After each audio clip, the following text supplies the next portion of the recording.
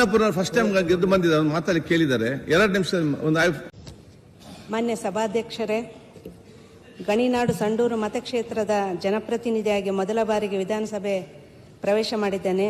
ನನ್ನ ಮೊದಲನೆಯ ಅಧಿವೇಶನದಲ್ಲಿ ಕ್ಷೇತ್ರದ ಸಮಸ್ಯೆಗಳ ಬಗ್ಗೆ ಚರ್ಚಿಸಲು ನನಗೆ ಅವಕಾಶ ಮಾಡಿಕೊಟ್ಟಿದ್ದಕ್ಕಾಗಿ ತಮಗೆ ತುಂಬು ಹೃದಯದ ಧನ್ಯವಾದಗಳನ್ನು ಅರ್ಪಿಸುತ್ತಿದ್ದೇನೆ.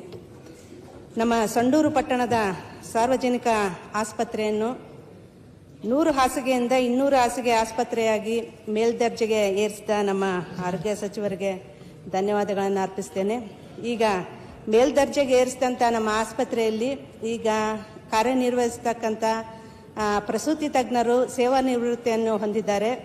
ಅವರ ಜಾಗಕ್ಕೆ ಮತ್ತೊಬ್ಬ ಪ್ರಸೂತಿ ತಜ್ಞರನ್ನು ನೇಮಿಸಲು ನಾನು ತಮ್ಮಲ್ಲಿ ಕೋರಿಕೊಳ್ಳುತ್ತೇನೆ.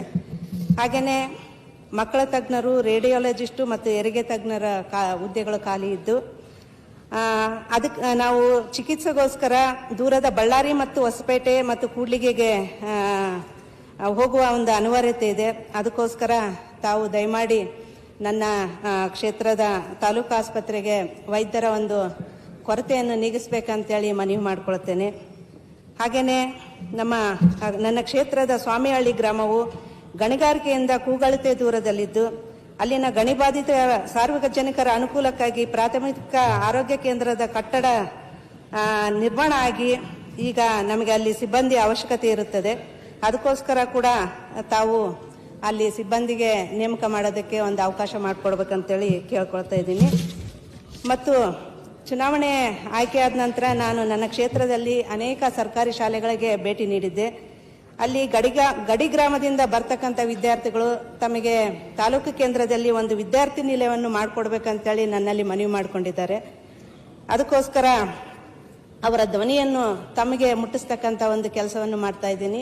ನಮ್ಮ ಸಂಡೂರು ತಾಲೂಕಿನಲ್ಲಿ ಒಂದು ವಿದ್ಯಾರ್ಥಿ ನಿಲಯವನ್ನು ನಮಗೆ ಮಂಜೂರು ಮಾಡಿಕೊಡ್ಬೇಕು ಅಂತೇಳಿ ತಮ್ಮಲ್ಲಿ ಕೇಳ್ಕೊಳ್ತಾ ಇದ್ದೀನಿ.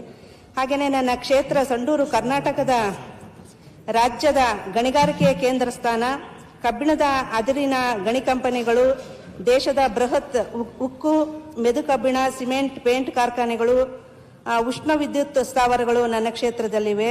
ಇದು ನಮ್ಮ ರಾಜ್ಯದ ಹೆಮ್ಮೆ ಮತ್ತು ಆರ್ಥಿಕ ಶಕ್ತಿಯೂ ಹೌದು. ಇಷ್ಟೆಲ್ಲ ಉದ್ಯಮಗಳು ಇರುವ ನನ್ನ ಕ್ಷೇತ್ರದಲ್ಲಿ ನನ್ನ ಕ್ಷೇತ್ರದ ಎಲ್ಲ ದುಡಿಯುವ ಕೈಗಳಿಗೆ ಉದ್ಯೋಗ ದೊರಕಿಸುವುದು ಮತ್ತು ಯುವಕ ಯುವತಿಯರನ್ನು ಇಂಡಸ್ಟ್ರಿ ಫಿಟ್ ವರ್ಕ್ ಫೋರ್ಸ್ ಆಗಿ ರೂಪಿಸುವುದು ನನ್ನ ಕನಸು. ಈ ಯೋಜನೆಯಲ್ಲಿ ಸ್ಥಳೀಯ ಕಂಪನಿಗಳ ಜೊತೆಗೆ ನಾನು ಈಗಾಗಲೇ ಸಮಾಲೋಚನೆ ಮಾಡಿದ್ದೇನೆ. ನನ್ನ ಕ್ಷೇತ್ರದ ತೋರಣಗಲ್ಲಿನಲ್ಲಿ ಸರ್ಕಾರಿ ಡಿಪ್ಲೊಮಾ ಕಾಲೇಜ್ ಸ್ಥಾಪಿಸಲು ಮಂಜೂರಾತಿ ನೀಡಬೇಕೆಂದು ಕೇಳಿಕೊಳ್ಳುತ್ತೇನೆ.